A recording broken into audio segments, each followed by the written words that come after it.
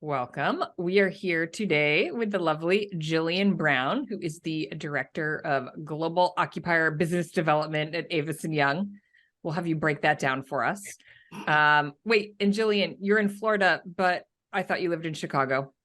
Yeah, so we're doing the early snowbird thing. Ooh. Pre-COVID, we were coming down here to visit family Okay. quite often over the holidays, and we got to the point where we decided as a couple, we either need to stop complaining about Chicago winters or do something about it. My fiance's mother just happens to be a residential real estate agent, so you can imagine the next time we came down, she had a list of places for us to check out. So we ended up purchasing a condo down here December 2019, and with the plan of spending 2 to 3 months occasionally. We were here for 8 to 9 months in 2020, probably the Right. same 2021. So yes, it You'll is have still your place in Chicago. You we can do. go when you want. Okay, I love this. Yeah. It's And funny, we had a amazing timing. So She's good, trying to right? decide whether to sell it or not, right? The So Chicago place. I mean, we kind of missed that opportunity, I feel like, to really get the best there. And we're not over Chicago. I love Chicago. So Oh my gosh, I'm still gonna have a condo in Chicago someday. Wait, so what neighborhood do you live in Chicago? in Wicker Park. Yeah, exactly. Yes. We lived in Wicker Park, just south of Division, west of Ashland.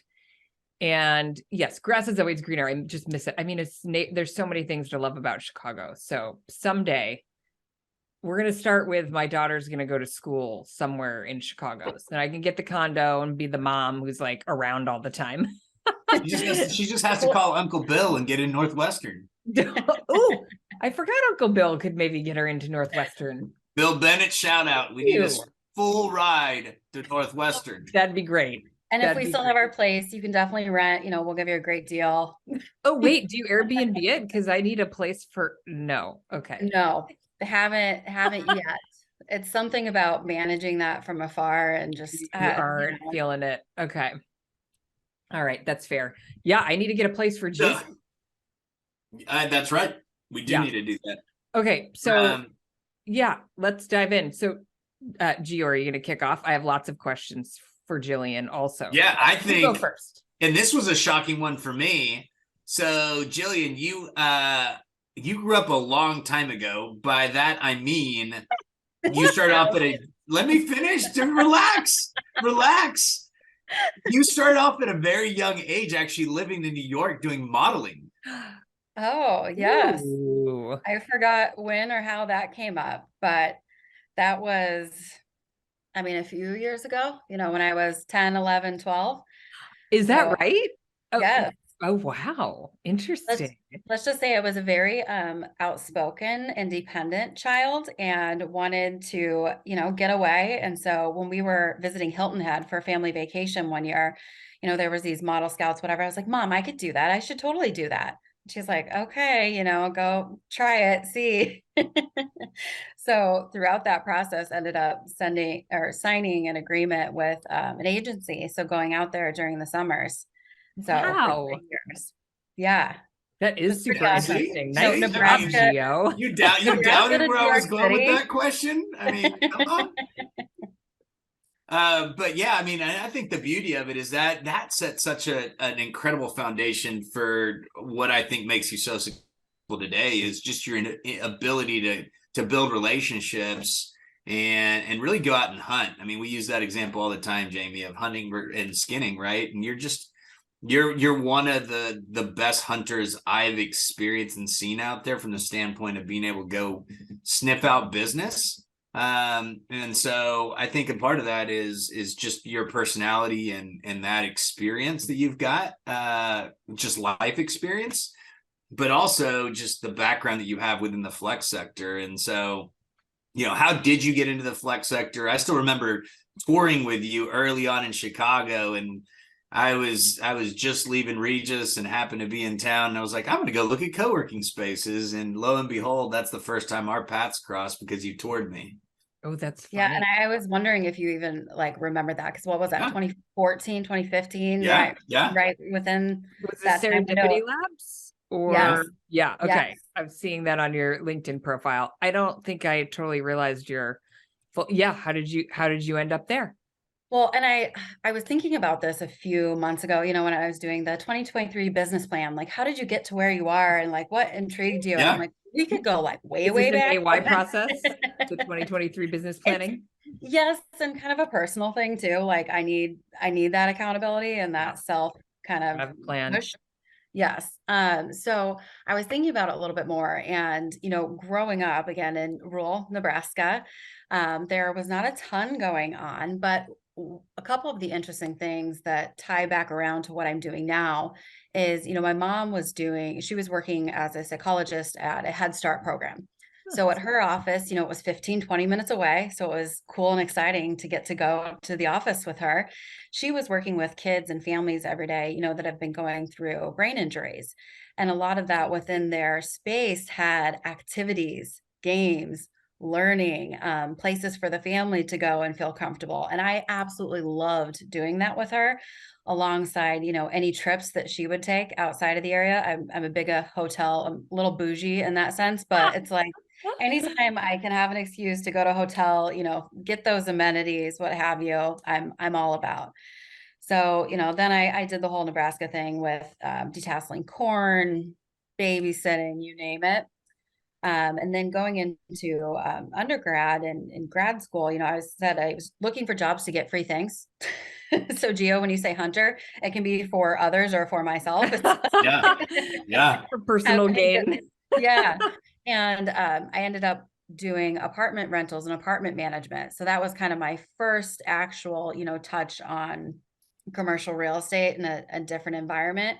And I absolutely loved that. And then during grad school, I was going to Lifetime Fitness to work out, and I went, to cancel my membership. And it's kind of one of those, if you work here, 8 to 12 hours a week, you can get a free membership. I'm like, great. I'm in. I started working there part-time. And when I finished, and this was coming out, 2011, there was an opportunity in the Chicago area. I've learned not to say Chicago because the Chicago suburbs are not Chicago to those that are native. An opportunity for a role with Lifetime Fitness to do member retention management. So it was really, client service issues, member management, and working with the sales team and being fully integrated into the other service lines. So did that I was with them for about 5.5 years, and it was a phenomenal experience just from a corporate side, being able to learn that much at that age coming out of school. But it did get to the point too, where my role was going to change, what happens next. And that's when an opportunity with CBRE as a consultant came on board. And it was a risk, right? Like taking a little step back as far as where I was coming in as the organization, pay wise, but I'm like, this is awesome opportunity to get to learn, a little bit about everything in the commercial real estate industry, see if anything sounds appealing. And during that, it was when they were going through their workplace 360 for internal employees. And then how do we do this externally as well? So it was that flexible way of working. And I absolutely loved that. And that gave me the chance to really learn the insights from different teams too, how, whether it was tenant rep brokers, project managers, construction, we're looking at this flexible way of working. So from there, went on to work for Serendipity Labs, where I got to meet amazing people like Giovanni, and went to Convene thereafter, and then joined. I didn't know you were at Convene. This is Wait, what is member? What's that? What is member? Member? Did They change their name? What you did before Avison Young on your LinkedIn, it says member. Oh, that's probably a member of like Pavilion or sales revenue, I'm guessing. Your General Assembly. Interesting. One of the many groups that I became involved in. Okay, got it. Hey, Jamie, that's why I don't look at LinkedIn and organizations. It just throws things off. But yeah, I still remember, like I said, touring with you, and I was still trying to learn the industry outside of Regis, right? I was still shut out at that point. I was not part of the Flex community because I was evil back then. I was part of the evil empire. Oh, I Um, know. You do wear all black. That doesn't help your I image. don't know if well, I was even that's supposed now. to That's a tour new you. image, right? Back then, I walked in a black suit with a white button-up shirt, so I literally looked like the evil empire. I was petting a cat too, like in Austin Power. But I mean, I think it's just been so awesome to see your dynamic growth from the time I met you on that tour to where now, I mean, let's talk about what you're doing now with AY. I know you're not, I could get slapped in the hand for this, but it's okay. I know technically you're not on the flex anymore, but you really still are on the flex team because you're still running a lot of that occupier business through, right? And so kind of talk about, what you work on today, overall from a BD standpoint and really your execution side of things and really what you're passionate about, right? Which is relationships. Yeah, so I think so. I joined Avison Young March 2020, very timely. But what was so exciting about that, I think, with our team too, is just having that ability to be, agnostic, not product based, and working across owner, operator, occupier. So throughout the years of experience, I'd kind of been on all sides, and that was it was really exciting to me because I saw kind of where this industry could go, or in my opinion, should go. And it's really that integration of those lines too, and that communication to be able to deliver the client, whether it's an owner, occupier, operator, the best solutions that are out there in real estate, whether flexible, traditional. So after joining the Avison Young team in March 2020, obviously everyone knows COVID hit, and we were a brand new team, on our own P&L, no proven track record to date within Avison Young. So it was I think a great opportunity for us to step up and really assist not only internally other Avison Young professionals and get to know what they were doing, but for our clients, right? To really see where they were going and what they were doing and be able to adapt and pivot. And while you mentioned it, Gio, I don't technically sit on the flexible solutions team. The new role that I'm in is global occupier BD, across service lines and sectors. And like you said, Jamie, like we can dive into that, or like, what does that mean? I'm At the end of the day, it's being client focused, data driven. It's that blend of art and science, which I think John Sakaitis brought up on y'all's podcast a few months ago. So it's having that capability, and then it's that same integration that we are doing as a flex team or in that co-working industry overall, is how do we all play nicely in the same sandbox and understand what each other is doing and bring that to real estate for all of our other service lines. So again, whether it's project management, consulting, tenant rep advisory, valuation, you name it. So it was just kind of evaluating or kind of updating that to the next level. And I think it speaks a lot for the company too, to kind of see that value that the flex team was bringing and acknowledge that and expand upon that, because they do realize, hey, 80-90%, and I would probably call it higher, 95 to 98% of the clients that we're talking to on a day-to-day basis, trying to solve for their solutions, there's a flex component in there. Right. Today there is. Yeah. It's sort of like worst of times, best of times to have joined AY, like really tough, probably at the beginning. And then all of a sudden, a lot of opportunity to solve problems. Okay. So help us get a little more granular. Like what's a week look like? Who are you meeting with? What, projects, what are you trying to solve? Well, it depends when you ask me that week to week, because it changes all the time. But I do say two things. There's a focus internally within Avison Young. So again, it's that integration, relationship building, connecting people,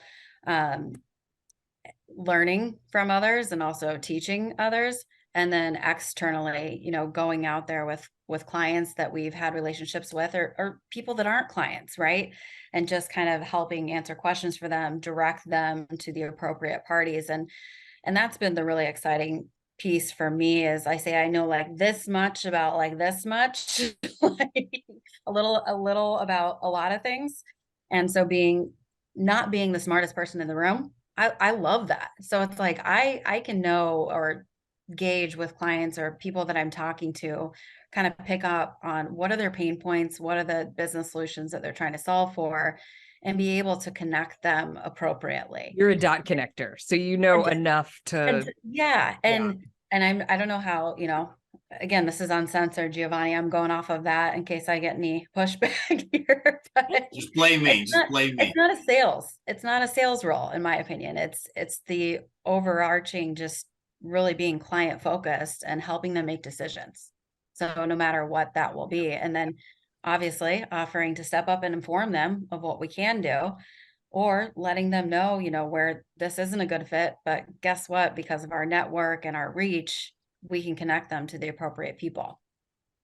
Yeah, and I think that's such a big part of it, right? And Jamie, we talk about this all the time on here with different people, or it comes up, is ultimately you're serving people, right? If you truly are doing what's best for clients that then become friends, then it makes such a big difference, right? Because there is no conflict of interest. There is no what's in it for me. I mean, Jamie, you and I recently have used the word giver and taker, right? And so when you're a giver, it makes it so much easier to do that, right? And so, I mean, Jillian does that every day, right? And I think that's why I laughed so abruptly when you asked her what her week looked like, because I know I've got a hectic schedule and hers is, and here's the difference, right? Is I keep my own schedule, right? And so I can control my own chaos.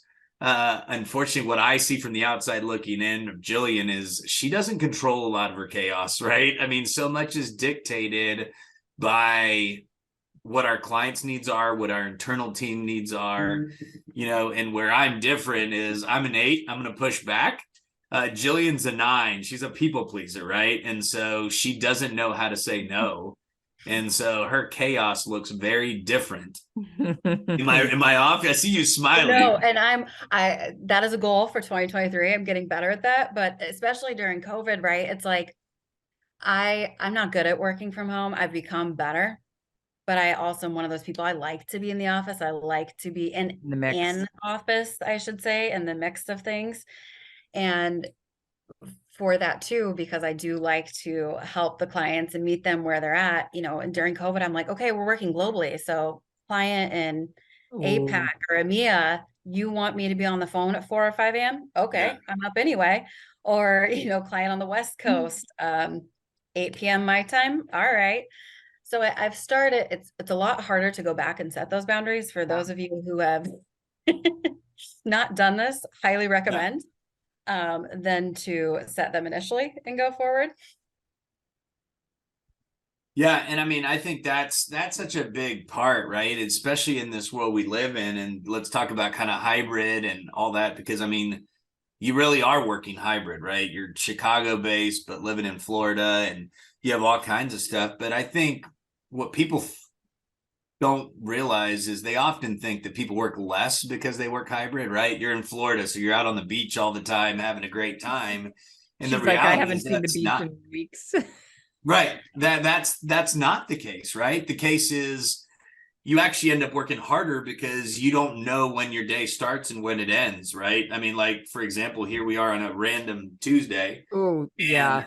I took my first call started at 6:30 a.m. while going on an hour. I took my first 3 calls while walking. So I walked 6 miles to start my day off for an hour and a half, right? And so, yes, I was squeezing things in, and then it'll go all the way to midnight when I fall asleep. But the reality is, I mean, I'll stop and my godson has a basketball game here and I'll be at the basketball game responding to emails.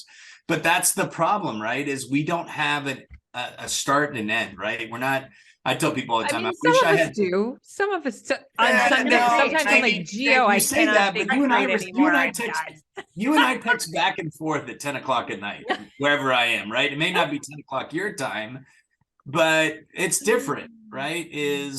And again, when you're a banker, for example, I joke around about how I wish I could work banker's hours and have a time on and a time off, but how boring would that be? No offense to bankers out there, which I think you should be listening to this podcast anyways. But Well, Jillian, that's the case with you, is you don't know when to shut down. yeah, and that's, like I said, partially my fault or my personality, however you want to look at it. Because my fiance, he has worked from home. He has his own business for 10, 11 years. And I remember I used to come back every day and, 6, 7 o'clock. And I'm like, oh my God, how do you do this? This is driving me insane. It's dark. It's quiet. Like you're just sitting in front of your computer. I could never do that. Enter COVID. And then you're both doing it. And then you're And even then I'm more like, annoyed wait, because you how both. do you do that? Yeah. I'm like, you're really good at it. How do you do that?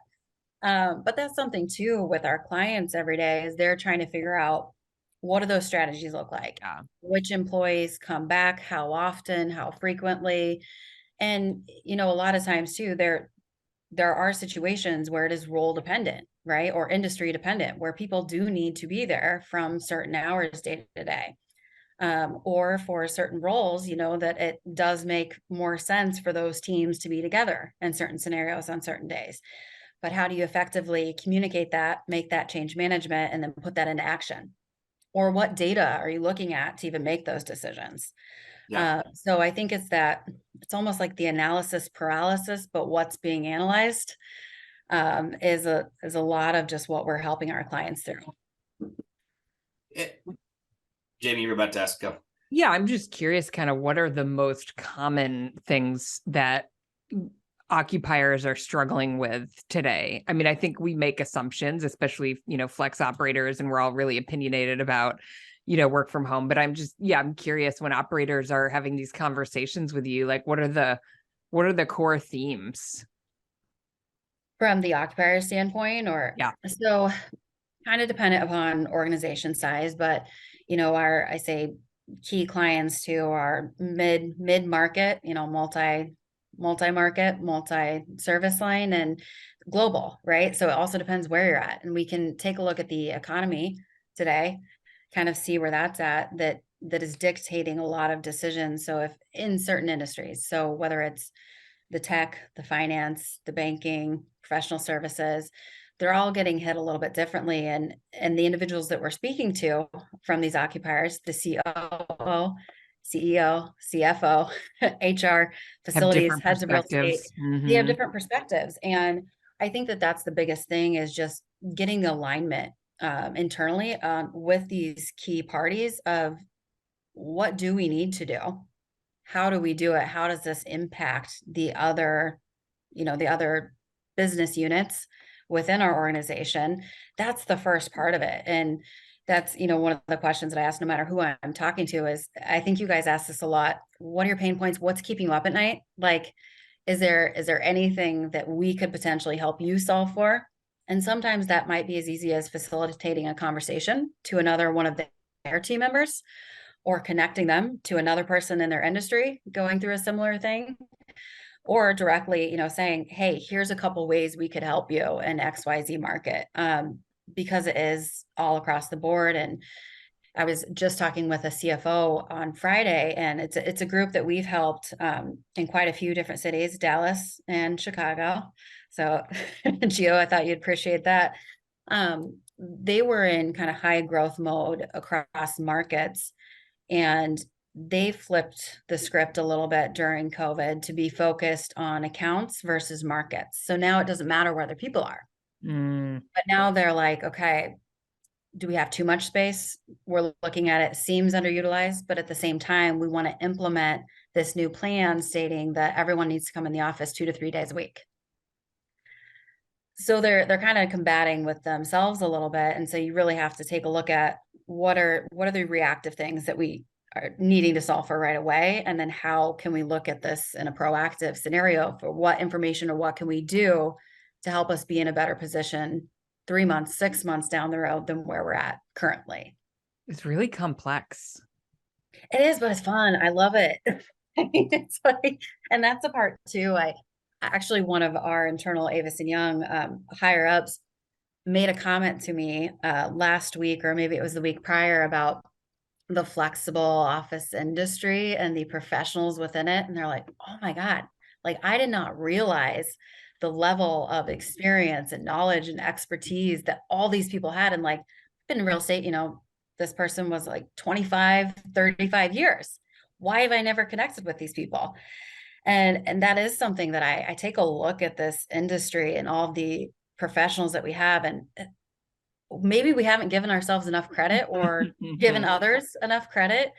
But, we've been in these trenches for years and years and years, solving for these complex scenarios, even when it seems like we're just helping a group get in an office space for 10 people.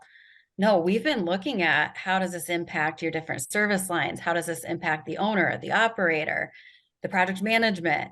So I do think that is something that, our expertise and experience in this is really going to help the overall industry and clients in the end. And I think that's the big part is, first of all, I don't think people realize how few of us there are, right? That are actually in the trenches, right? Like truly all day, every day, like the three of us are, right? Talking to different operators, teaching, coaching, just overall just experiencing people's space, right? And really having deep conversations like you get to have. I don't get to have them on an occupier level the way you do.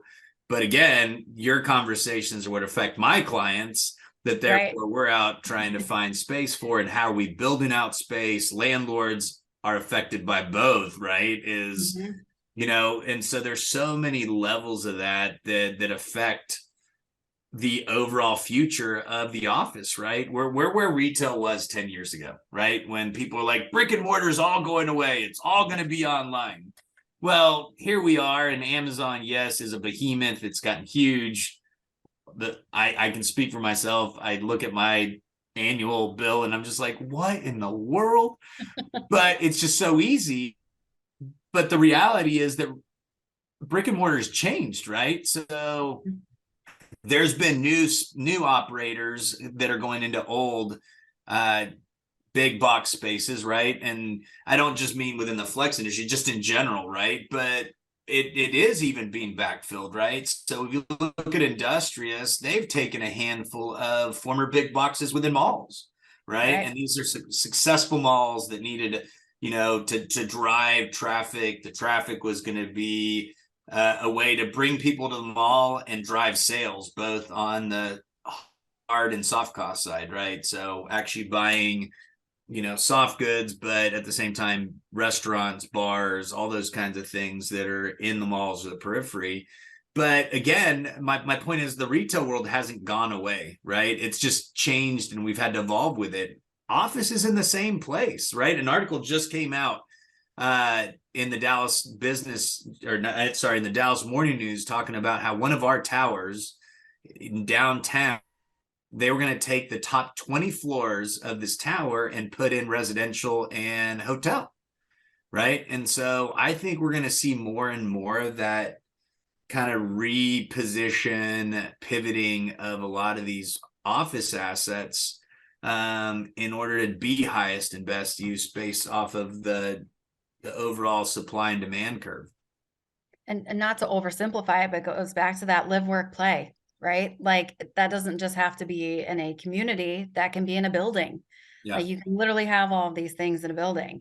And as you're mentioning how few of us there are, that's something that's on us too, is to educate and kind of build up that next generation of professionals to be able to continue on with this as it continues to evolve and as we continue to innovate where that goes.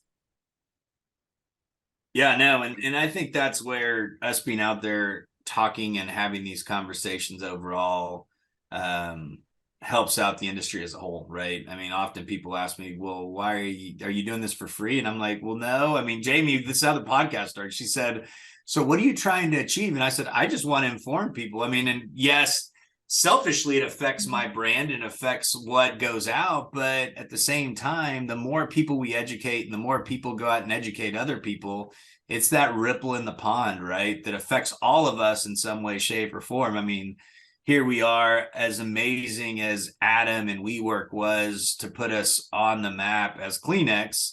Now we're all we're all having to using Kleenex, right? We're all having to go back and clean the mess that was created and the potential, everything that's going on currently with that whole story, right? And it's still, there's still chapters to be played out. And so, especially as we go out and start talking to people that are new flexperts, if we want to call them those, A lot of them are coming out of the WeWorks. A lot of them are coming out of the no-tells. A lot of them are coming out of the common grounds, which, they're brands that, arguably were not successful, right? And so it's like, what Learn a lot is from the- failure, Gio.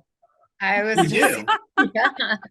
You learn a lot from failure and from others. And I think that was the big thing too, that was able to make me successful early on, is not just knowing the operator that I was working for, but understanding the occupiers that we were going after, that entire community, the other operators, how they, played in the space or what their niches were, and the owners of the building, right? And the brokers that represented them. As there's so many different components. And I feel like that kind of blending or blurring of lines has been happening so much more, which excites me. I know in some scenarios that can complicate the crap out of things, Yeah. but at the end of the day, it's kind of that right next move forward. So whether it's solving for an occupier scenario where they may own space, and guess what? So they're serving as owner, and it's not being utilized.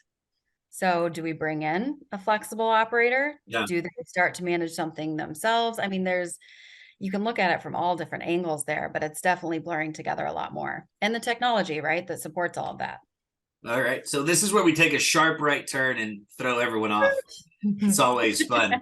So, part of what we really drive as flex proponents, right, is this community is so big, right? Were you going to say Oh, Flexperts, by the way? Yeah, I felt like it was. no. As just driving community and driving just passion and things that create the stickiness, right? Because I think that's such a vital part within these ecosystems. You had a personal experience that really endeared yourself to the industry, endeared yourself to your passion for what makes these communities really communities, right? And so it's funny, we were texting earlier today and you were talking about how there's anniversary coming up, and I was like, I don't know what you're talking about. So you guys are finding out at the same time as me, so I'm excited to hear this story. Yeah, so it is interesting, right? How all these things kind of come back around full circle. But yesterday was essentially the 7-year anniversary. And I say anniversary, I use that term kind of loosely or lightly, of an event that happened to me while I was back in Chicago, that caused me, I was attacked. I was put in the hospital, 27 stitches in my face, 3 broken ribs, concussion. It was a situation where my friends found me. I had locked myself in a bathroom, thankfully, don't know how, right? But again, I was able to come out of that scenario, and something that for a long time didn't want to talk about or didn't know how to talk about. And during that, when that happened, I was working at a flexible operator. So this was after CBRE. This was when I was at Serendipity Labs, and obviously the team members there, but even more so than that, the members that were there every day, I was seeing them having conversations, knowing about their personal life and vice versa. And when they weren't seeing me in the office for a few days and then a week, and I, was working through with the employer and still trying to get deals done. Gio, like you said, I was Hunter. I'm like, no, let's still keep going. And for me too, that was probably a way of solving or not solving or dealing with the issue, right? It was like, let's deflect and go with what I know I can do and focus on. And so wasn't really dealing with it. The first day I came back into the office space, several members pulled me aside individually, and you could see it, right? There's bruising, there were stitches on my face, and it was quite obvious. But it was how are you? Like, what can we do for you? And totally not like asking anything about what happened, or worrying about, hey, my deal's going to expire, can you still get my buddy in or what have you. So they were pulling me aside and having conversations, and not only that, giving me the strength and the courage to speak up about it and to do something about it. So that was a pivotal, life-changing moment. And talk about too some of the individuals at CBRE that I had worked with. And, I even had like my my place was pretty much ransacked, broken down, and computer was busted, what have you. And there was even a CBRE broker that had gotten a computer as a gift recently, for doing a big deal, that was like, hey, I have an extra MacBook. And it's just little things like that that you never forget. And I think that's always been in my mindset too, when you go through scenarios of abuse, or getting attacked, what have you, throughout time, and you don't talk about them, it also gives you the awareness that there are always things going on in other people's lives that we're not aware of, that are affecting them, that are much bigger than the next deal. Office space, right? The office space. But at the same time, the office space, that was a safe space for me. And it became an even safer space after that, because of, just that community and the members, and lifelong, friendships and relationships that came out of that. And it from that kind of happening in Chicago, and then I had the opportunity to move to DC, and I did that, both from the professional opportunity, but also like needed to get out of Chicago at that point in my life. That community just welcomed me with open arms. And on top of that, it just so happened that project management and construction team that was working with that developer on that space, the first conversation we had, she's like, oh my gosh, you have to meet this person. Her name's Becky Lee. She hosts this thing called Becky's Fund. It's about domestic violence. Like, you have to go. And this is, one of the first people I'm meeting. And it's just, I think the power of the community and the network, and what that can do for us as individuals, is so much bigger than what we look at in a day-to-day basis. And just being reminded of that, and how much we can impact others by giving that back. So thank the two of you as well for just being such big pieces of that community. Yeah, and I mean, so you and I had some of this discussions during COVID, and I didn't know any of the details, right? So it's funny, as you talk about it, it kind of comes back, and you and I had this part of the conversation is the way that we become stronger through our journeys with struggles, like myself with mental health, yours with the attack and those difficult times, is talking about them, right? And so it's these conversations that empower people to then face their either demons or their life journeys and struggles, right? And y'all don't all have the honor of video, but just look the look on Jamie's face as you were telling that story. I mean, says so much, right? And so I say that because the more we share those things, the more we give people permission to share and experience their own journeys. It gives them power to then share, right? Regardless of what it is. And so, first of all, thank you so much for just being a proponent of those things, because I know outside of this conversation, you are engaged and involved in associations around your journey, and kind of give other people hope, right? Because often I think that's the hardest part that we go through, is seeing people like ourselves that from the outside looking in look successful, and we have our stuff together. The reality is we don't know the demons people are fighting, the struggles they have, what keeps them up at night, and not like, I don't want to get up and have to sit in front of this client tomorrow, but safety, right? There's people that truly sleep at night, not feeling safe or being anxious about what's on the other side of it. And so, Jamie, is there anything you want to add to that? I mean, just the empathy. I think, the conversation, we're kind of talking about workspace and occupiers and corporate things, and part of the takeaway for me is, at the end of the day, it's about humans, and I know AY talks a lot about, people over place, but it really matters, and we lose, the community that you were talking about when you're at home. What if you were working at home at that time? Like, you wouldn't have that. And what a loss. I think that's a really challenging aspect of the time that we're going through right now, and I'm sure for some of the occupiers that you're talking too, it's like struggling with that balance of giving people choice, but also recognizing like a place where people come together and build those relationships. So important. So it's an interesting dynamic. Yeah. And I think you hit it the nail on the head too. It's, when we're having these conversations and we're talking about, okay, we need to make budget cuts or we need to downsize because it's underutilized, the humans. Yeah. What right? does that How does that mean? impact the humans? And that's the humans that are working there or potentially working there, and yourself, right? Like, what's going on with you that you need to make this decision, and how are we taking all of these things into account? Which is a much bigger story, and I think one that companies, most I will say, have really tried to pay attention to at the same time of making appropriate business decisions. Not all. And we just have to keep that in mind from all sides, which, like I said, this time every year is kind of a good reminder for me. And candidly, I wouldn't even be doing this podcast, if it wasn't for all of that experience. And after moving to DC and meeting Becky Lee, I remember speaking on stage for the first time.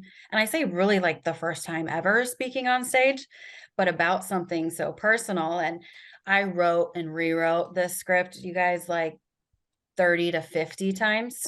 Then I had my little note cards. I was walking out on stage and gave the person introducing me a hug, walked to the other side where the podium was, realized I had dropped all but one of my postcards on like the other side. And I'm looking out and I'm like, oh, 1,200 people. Cool. We'll just wing this. But it was kind of that gave me then the confidence. I'm like, if I can speak about something so big to me personally there, I can sure as heck feel confident speaking in my work professional things on a day-to-day basis. And I've been asked before when people say, like, how do you get in front of, people on these various panels or whatever? I'm like, got to do it, get through it once. And maybe it's not right for you, right? But you get through something like that and it makes it a whole heck of a lot smoother from then on. Well, the reality is you were doing it from your heart, right? And so, Right. and Jamie knows this all too well. That's the way I operate, right? Is it makes it so much easier because it does come across genuine and authentic, and it connects you with people in a way that you talking from a note card. I mean, yeah, and there's nothing wrong with, as you get ready and comfortable to do that, as people share their stories. A lot of people do need that, right? Because, a lot of trauma, you forget the stuff.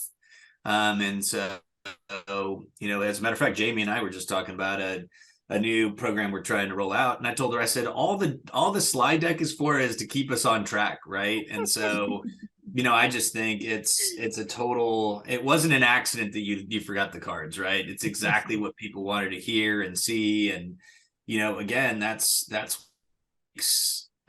relationships work, is when people experience that heart-to-heart conversation and interaction that then takes it to a whole new level and catapults those things. And I think that's what we're really missing out there right now in society as a whole, right? Is we're not listening to people's hearts. We're listening to, do they agree with what I believe in, or this is how it makes me feel, or whatever. And not really taking people into account. I mean, one of the things I told Jamie earlier today is I've had to learn how to listen to hear and not listen to rebuttal, right? Because what I do is I'm constantly negotiating, right? And so I have to hear what you have to say, so then I know what to say back to what you said, as opposed to really listening, right? And so even in my interaction with people and all the coaching that I get blessed to do as I interact with people, a lot of times I'm like, okay, so what do you need from me right now? Right. And Jamie and I have this conversation all the time. It's like, what do you want out of this situation? And then and that's what we do with our clients, is we have to listen to what is your why, the good old Simon, what is your why, right? Why do you want the clients back in the office, right? Is it because you're afraid they're not going to do what they're supposed to do? Is it because you need the interaction? Is it because you want the control? Is it because you really do think they're not doing anything? So what benchmarks do you have prove that. And so often, I mean, this Aura ring, right, is a great example. Jamie, this is still your fault. People are like, you don't take good care of yourself. And I'm like, well, prove it. And well, now the Aura ring is telling me how much I don't sleep Or or is pissed. what I Yeah. shouldn't do or anything else. So, but I think But now that's, you have the data and you can choose to make whatever decision you want, but you have it. It's there. yeah, it goes off every night at 11:45 and tells me that the proper time for me to go to bed is between 11:45 and 2:30. I'm like, that is Oh so my messed up. God. That is so messed up. I told you I was going to program it. Mine is like 9:30, by the way. Jamie's is screaming. She's like, 9:15, go to bed, Granny. Totally. Go put on your moo-moo. It's time to sleep. Warm milk's by the bed. So I mean, again, I mean, I really appreciate you sharing that.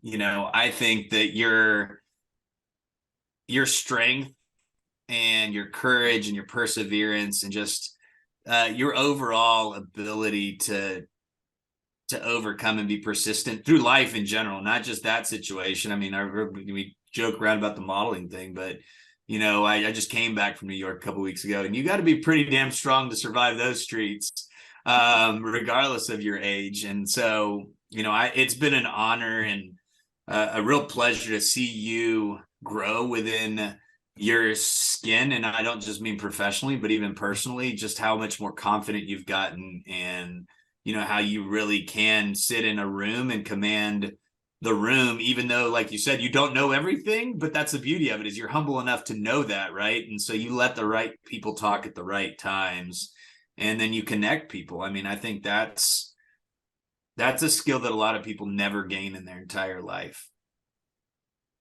Well, I think it's that give first mentality, right? Is I'm always getting something out of giving first, whether it's learning or just the ability to connect great people and see them do great things.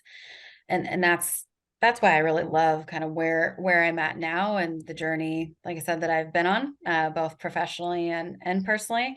So very much excited to see where that goes next. So are you still involved with that organization? What was it called in DC? Yeah, Becky's Fund. So we're going to put a link for Becky's Fund up for people to donate. And I personally am going to make a contribution in $1,000 to your name in honor of you and your journey. And hopefully others will do the same. And again, thank you for the good you're doing out there. Thank you. I'm going to cry, and I don't do that often in public, at least.